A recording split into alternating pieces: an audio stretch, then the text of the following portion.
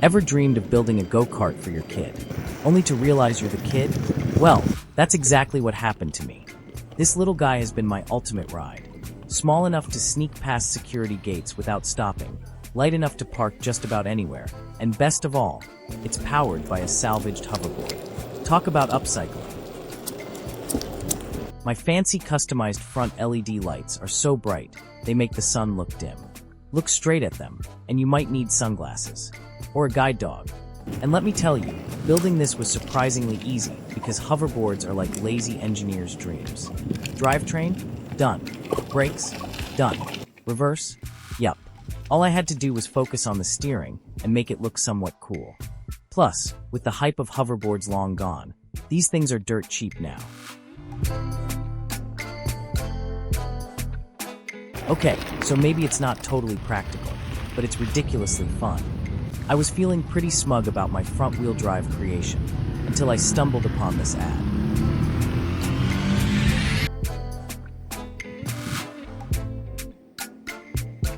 Rear-wheel drive, foot-pedal control, pure adrenaline. Then I saw the price tag, and nearly fell off my cart. Nope, not happening. Looks like it's time for a DIY version. Here's the big picture. I'm building a rear-wheel drive hover cart with foot-pedal controls. This mock-up is a simple prototype.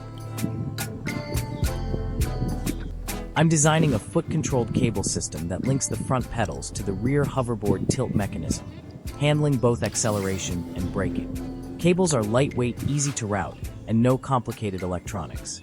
Just pure mechanical simplicity for a smooth and reliable ride. For steering, I'll go with a simple center pivot setup, no complicated Ackerman geometry to worry about.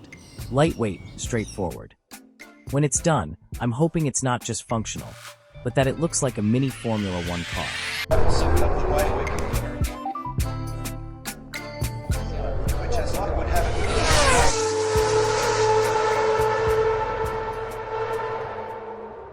Let's start building the chassis.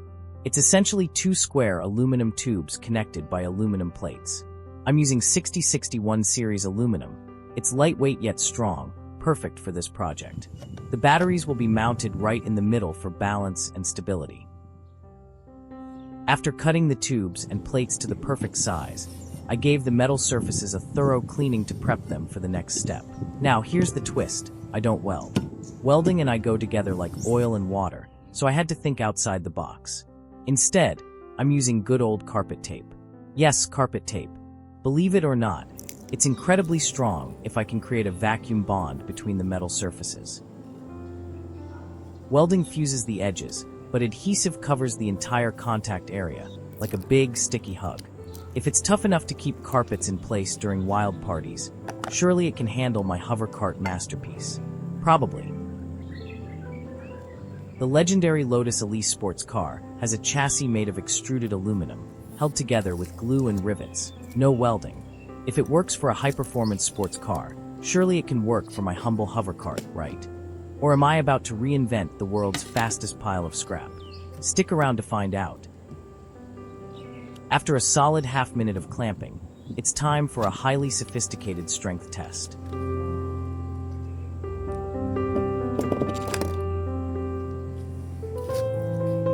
To make sure the vacuum bond stays rock solid, I use stainless steel rivets to squeeze the tape between the metal.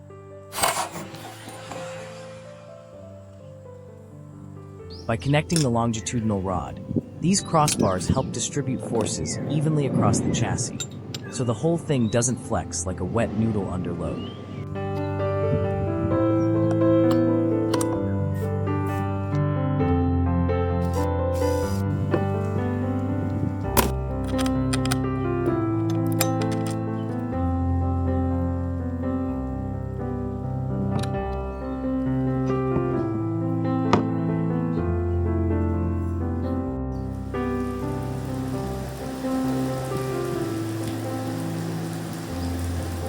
The main chassis frame is ready. Next up, I need to figure out a solid mounting point at the rear for the hoverboard. I'll dig through my parts pile and see what clever solution I can come up with.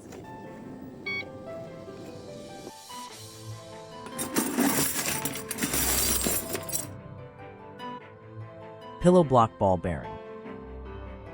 PC monitor wall mount. Wall-mounted shelf bracket. Sounds like a random shopping list, right? Let's turn these everyday parts into something epic. First, I mounted a pair of pillow block bearings onto the rear chassis, locking them in place for a solid foundation.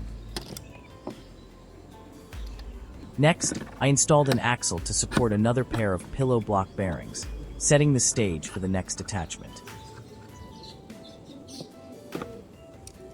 I used Lexan, also known as polycarbonate, as the attachment for the hoverboard pads.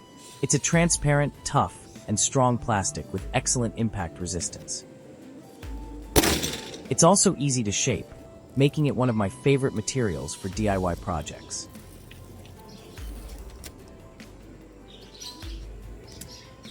I mounted the polycarbonate onto the pillow block bearings at a precise 90-degree cross angle to the chassis. This polycarbonate pad will be mounted onto the hoverboard foot pad, which controls acceleration and braking through its tilt movement. I'm designing a simple mechanism to keep the hover cart level when idling. I removed a few flange bearings from their housings. I placed a spring around each bearing and inserted them into all four corners surrounding the pillow block bearings. Think of it as a mini suspension system for some extra stability. I then drilled holes precisely in the center of each spring and secured them in place using nylon screws.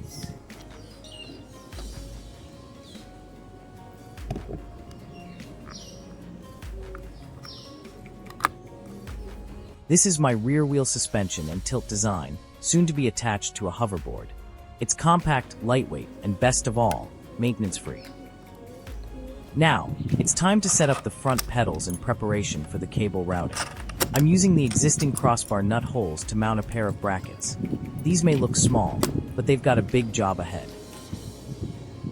On the flip side, I'm installing a pair of fisheye bearings to serve as the central pivot points for the pedals.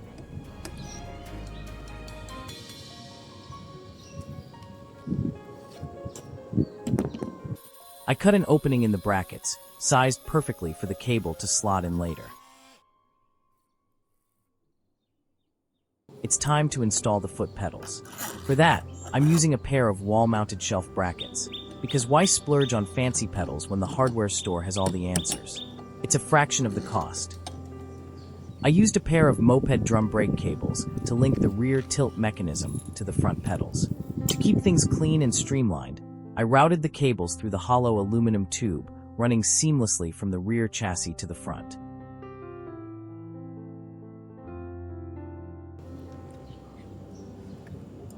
I then slide the cable into the bracket slot and secure it with a custom-modified coupling nut, made by cutting a precise slot with a grinder for a perfect fit.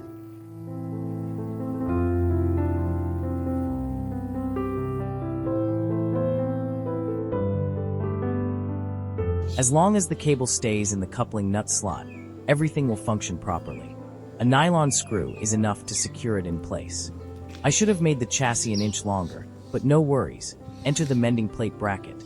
A quick fix and boom, instant extension. I'm repurposing leftover aluminum cutouts from the chassis build to extend the poly pad, giving me more leverage for the cable pull. I thread the cable through the holes in the chassis and poly pad, fully linking the tilt mechanism to the rear wheels. The right foot controls acceleration, while the left handles braking.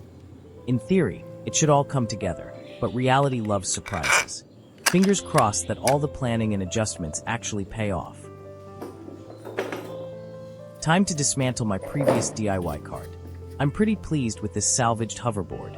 It has a metal chassis and metal rims, unlike most of the newer ones that come with plastic frames. I used 4 metal L brackets to securely mount the poly pad onto the hoverboard. This setup lets me attach and detach the hoverboard from the chassis with ease. You know, in case I ever feel like turning it back into a regular hoverboard. For extra reinforcement, I'll add a pair of self-locking straps. Time to install the seat. I'm adding 2 pieces of tire cutouts as cushions before securing the seat onto a polycarbonate pad at the base.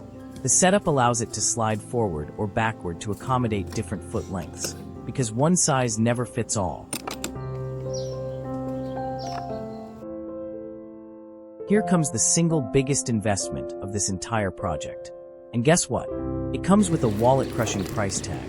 At this rate, I might have to start a GoFundMe for my next DIY adventure. A pair of 10-inch scooter wheels with drum brakes, a cool 25 each. If you think this build deserves a thumbs up, or if you just want to help me recover from the financial shock, go ahead and hit that like button. And don't forget to subscribe. Let's keep this rolling. I needed a strong, reliable way to hold the two front wheels. So I built a tough sandwich, polycarbonate on the outside, fiberglass as the filling. Strong, lightweight, and built to take a beating. I integrated a seesaw lever mechanism to act as the suspension, keeping the wheels connected and responsive. Nothing flimsy, nothing fancy, no welding required. Just smart design and solid materials doing the heavy lifting. The left and right springs share the same pivot. When one wheel hits a bump, the other counters with a smackdown. It's basic physics, but it works like a charm for solid shock support. I popped a fisheye bearing onto the axle to link it to the handlebar, keeping things straightforward. It's gonna steer like a classic billy cart. No complex Ackerman angles, just turn the bar and go. It's the kind of engineering that says, why overthink it when it already works? Here's the front wheel steering pivot. I'm installing flange bearings at the front of the chassis to get ready for the axle. But here's where the real magic kicks in. I'm giving the pivot a 5-degree forward tilt.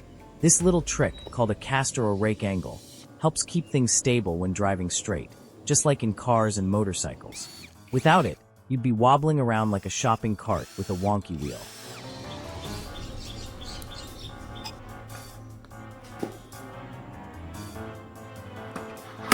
Boom, wheel axles officially locked into the chassis. Front axle, locked to the handlebar. Headlight spot, found. This beast is starting to take shape. I needed something to grip onto at the steering bar. I found a couple of vintage bicycle stems, just waiting for their moment of glory. I slapped them on and slotted in a double-barrel brake lever. I then installed and connected the brake cables from both wheels to the brake lever. Now, with just one squeeze, I can command both front brakes.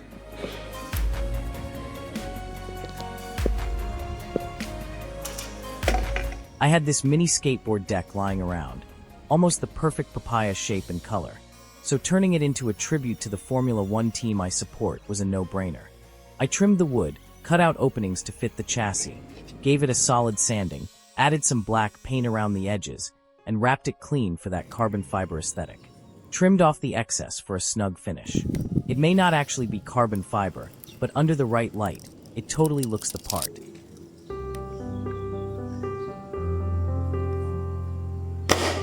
Boom! My hover cart is starting to look like a Formula One machine. Sure, it runs on cordless tool batteries and won't be setting any lap records, but in spirit, it's chasing podiums. I wired both sockets in series and securely mounted them onto the wooden frame. With this setup, swapping batteries is a breeze. Just pop in fresh ones and keep rolling.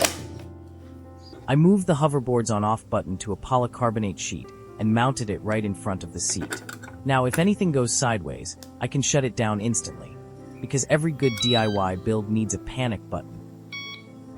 This isn't just a DIY build anymore. It's an honorary member of the McLaren garage. And by now, I think it's pretty clear who I'm backing for the championship. To turn this into a full-blown Formula 1 Go Kart, I knew it needed front and rear wings. Then I remembered spotting something mysterious out in the woods. Looked like junk at the time, but hey, it might just be the missing piece to my next masterpiece. Yep, it's a toilet seat. Some of these are rated for over 500 pounds. Strong enough for the call of duty. Let's freestyle a front wing. No CFD, no wind tunnel. But if I get the angles just right, who knows? Maybe it'll generate enough downforce to take the fight to Red Bull on race day. The oscillating multi-tool sliced through the plastic like a hot knife through butter, clean, effortless, and without leaving a mess. Laid down a sweet papaya orange base coat, slapped on some masking tape for those slick racing stripes, and hit it with black paint. But when I peeled the tape, bam. The orange came off with it. Classic rookie move. No panic though.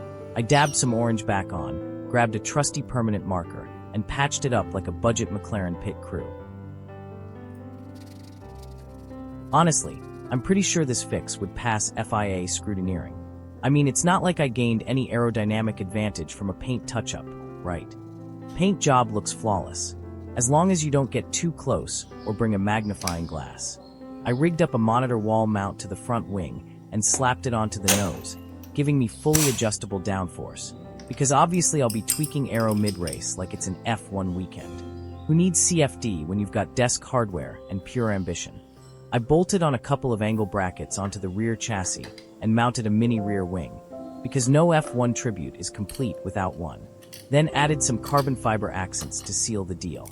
And just like that, the Formula 1 hovercart build is officially complete, part race car, part DIY madness.